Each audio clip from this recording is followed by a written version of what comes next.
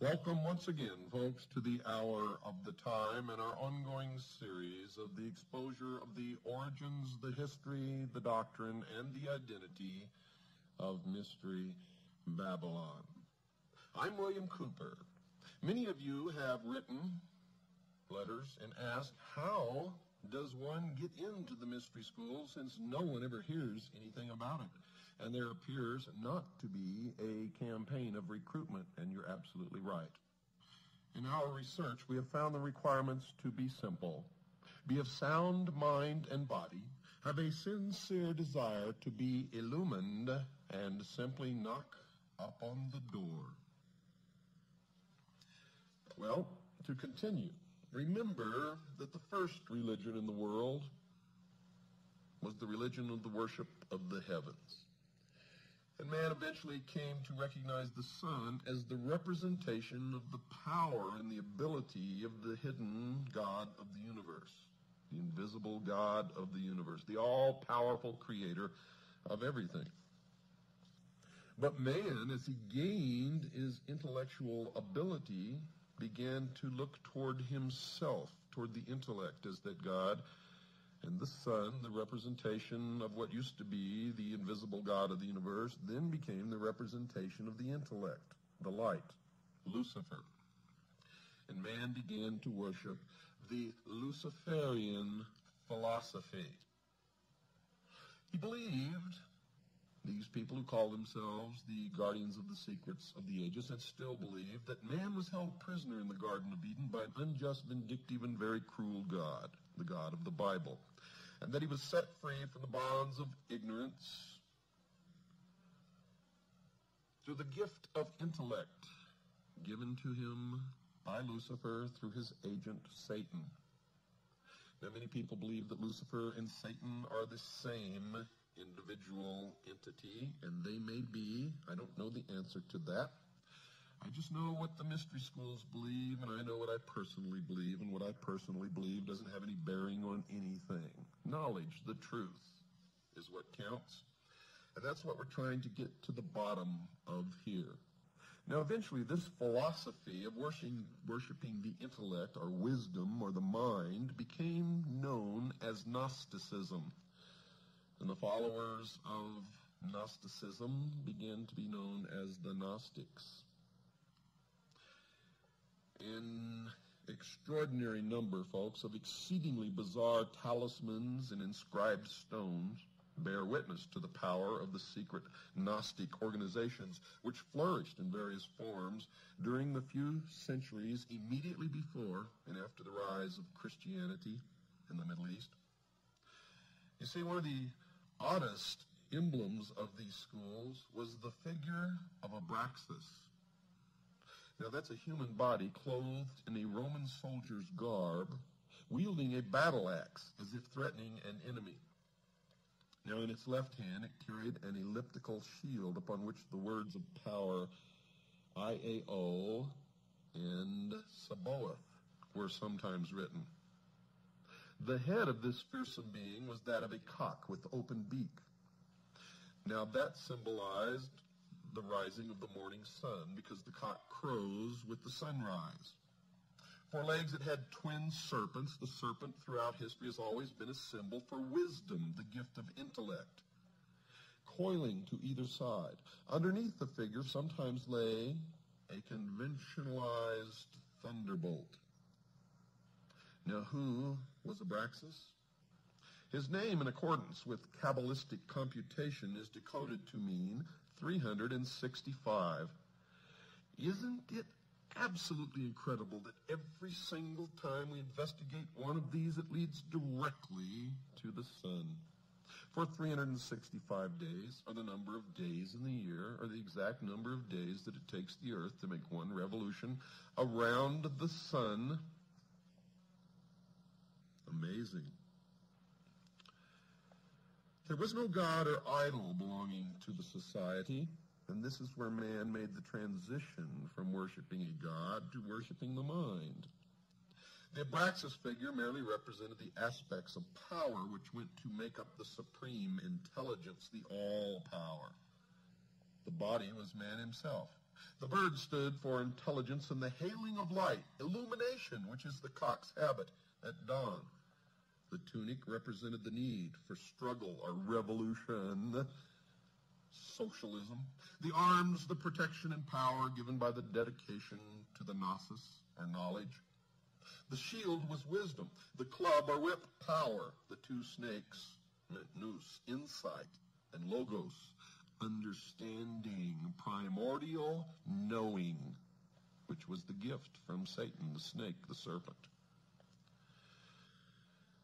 By means of this diagram, Gnostic teachers inculcated the theory that man comes to his full power by developing certain facets of his mind. He must struggle to arrive at gnosis. But this knowledge is of the mystical kind and is not the mere collection of facts. You see, great stress was laid upon personal mystical experience, to and through which the initiate was guided under conditions of great secrecy. The Gnostics did not confine their studies or their teachings to any one religion, but borrowed illustrations from all that were accessible to them. This caused them to be considered Christians, heretics, Jews who were trying to undermine Christianity, remnants of the Persian sun worshippers. They have been widely studied by early Christian sages, and it is upon the opinions of these latter that many conclusions have been formed. Little or no investigation of these, quote, people of wisdom, unquote, has been done by research workers on the spot in Asia and North Africa, where strong and interesting traces of their beliefs and practices still remain. The main teaching states that there is a supreme being or power which is invisible and has no perceptible form. It is pantheism. This power is the one which can be contacted by mankind, and it is through it that man can control himself and work out his destiny.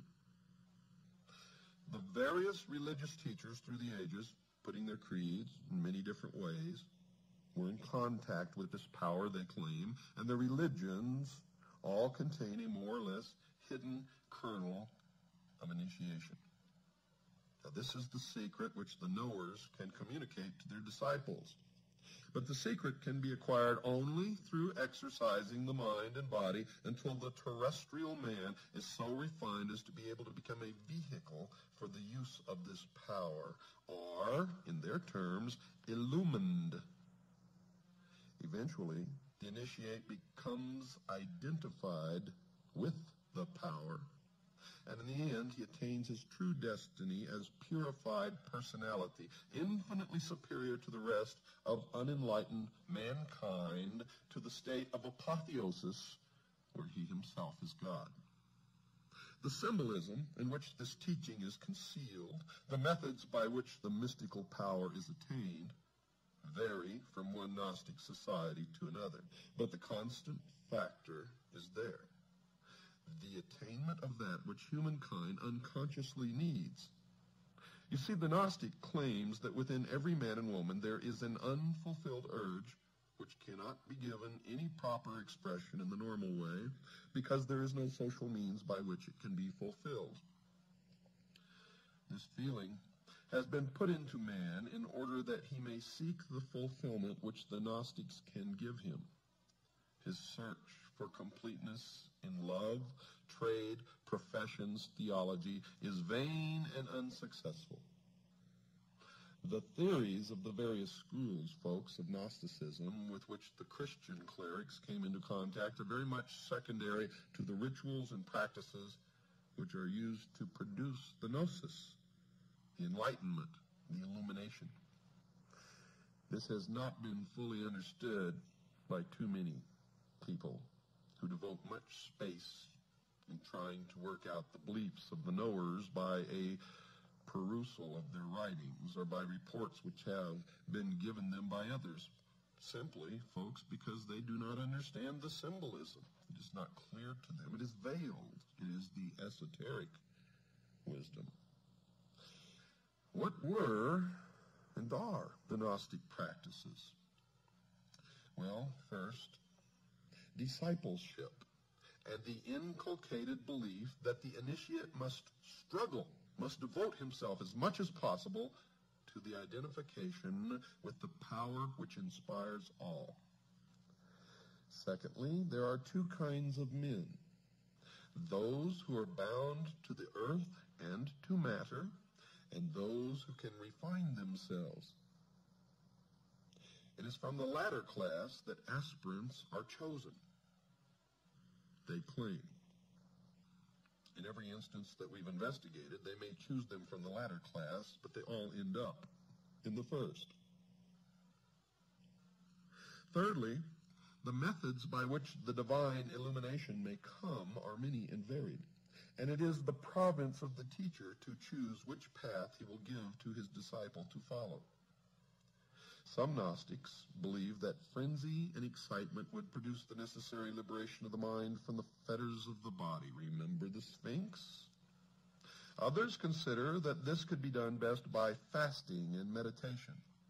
Present-day Gnostic practice in the East has it that different methods suit different temperaments. And this could be one cause for the historical confusion as to which branch of heretics practiced what. The Gnostics believed themselves to be intellectual aristocrats. Their knowledge was only for the few who were ready to receive it. And that's why they do not recruit. You must knock at the door, and you and only you know when you're ready to receive it.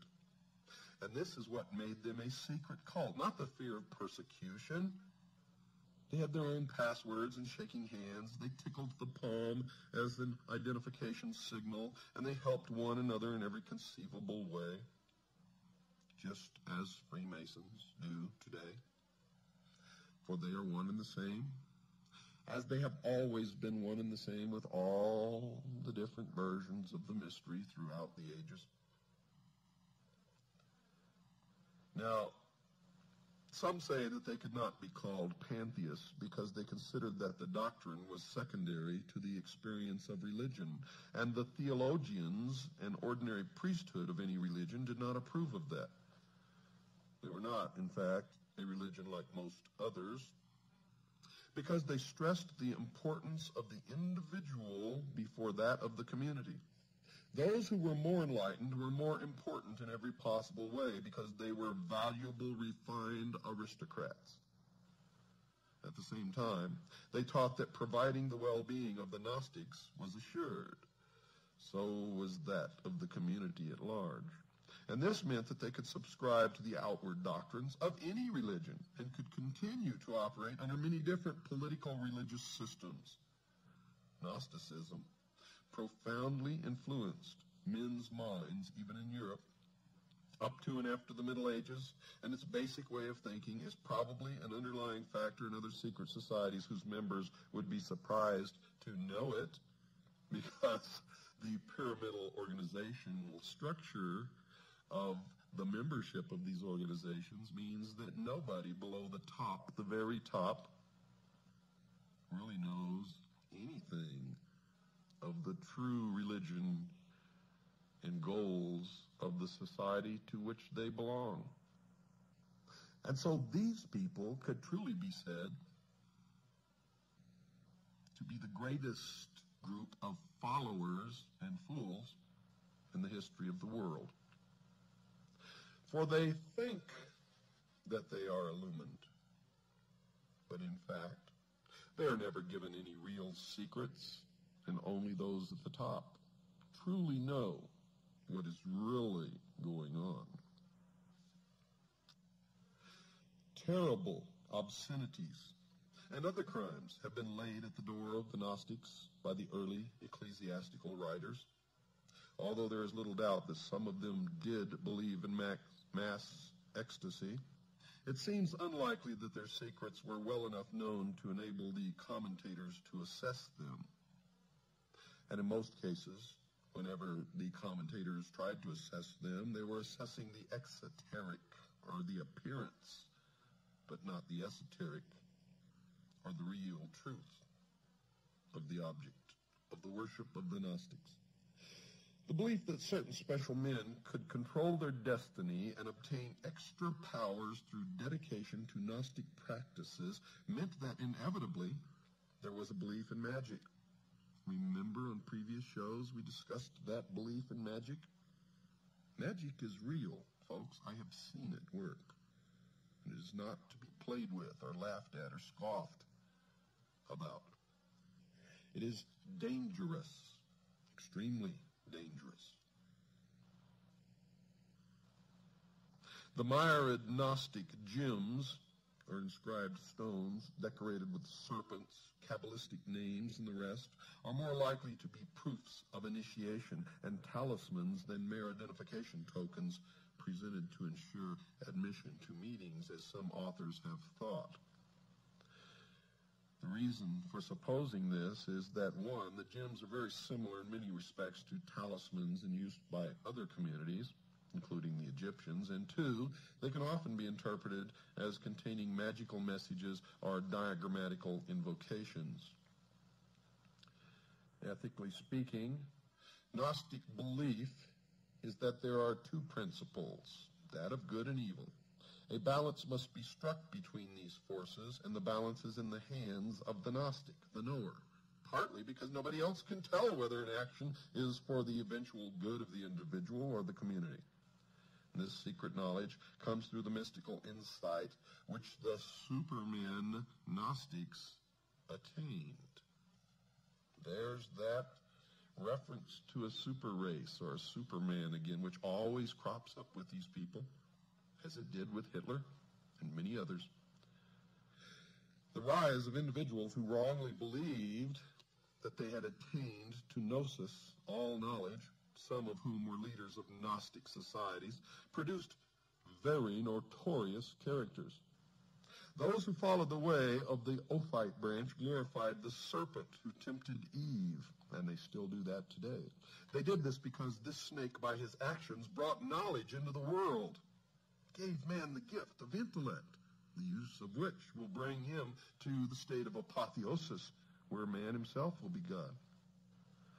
Basilides was a leader who taught that Jesus did not die on the cross. And you will see this crop up all through the history of the mystery schools, even in the Knights Templar. Since matter and material things were considered to be a part of the inferior non-spiritual world, the sect known as the Cainites called upon everyone to destroy those things which belonged to the world, and they called themselves the Destroyers, and their god is the Destroyer. These deviations and aberrants have attracted the greatest attention, as is natural, and the quieter teachers of the creed have received less attention. The pious horror with which the less respectable Gnostics were viewed by the early Christian fathers has stamped itself forever on Western literature and belief about the, quote, enlightened ones, unquote.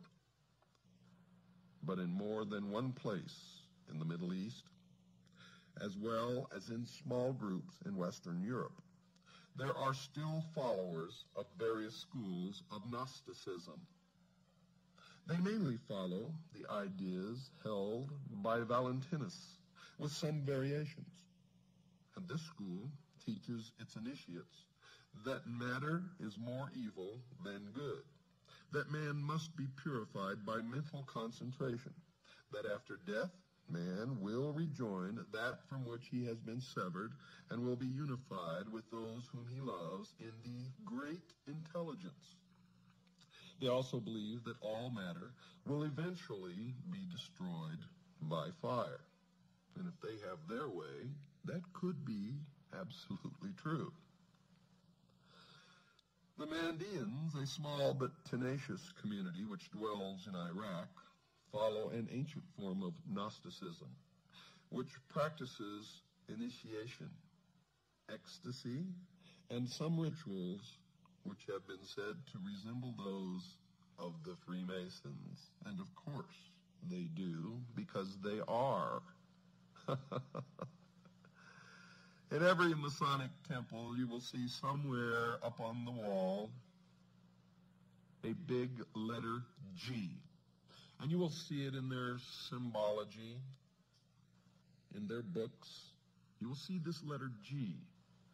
And if you ask a Freemason, being bound to the oath never to tell you or reveal the secrets to the profane, which is what they call those who are not initiates or adepts in the mysteries, he will tell you that it stands for God, but that is a lie. It does not stand for God, for I've researched it deeply all the way up the ladder of the stages of initiation. And at the top, those adepts known as the priesthood know this large letter G to represent Gnosticism. And it is an admission that they are indeed the recipients of the ancient Gnostic. They are Gnostics, and they are looking to attain the Gnosis, through which they will receive apotheosis. And they believe that they are the only ones in the world who possess truly mature minds, and thus are the only ones in the world capable of ruling the rest of us, whom they refer to as cattle. Cattle. Well, it's time to take a break, folks. Don't go away. I'll be right back after this very short pause.